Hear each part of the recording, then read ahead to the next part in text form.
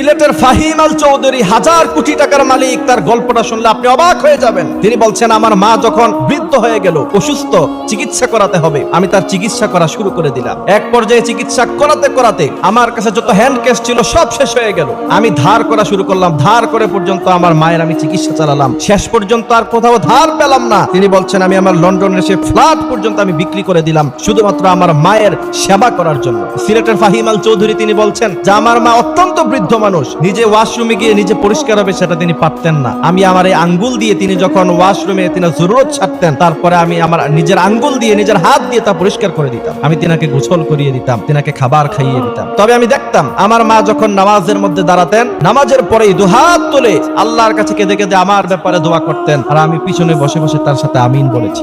সিলেটের ফাহিম আল চৌধুরী, 1000 কোটি টাকার মালিক আজকে তিনি। এরপরে বলছেন, আমার মা দুনিয়া থেকে চলে গেলেন। চলে যাওয়ার পরে আমার তো ব্যবসা বাণিজ্যে আমি সময় দিতে পারি নাই। আমার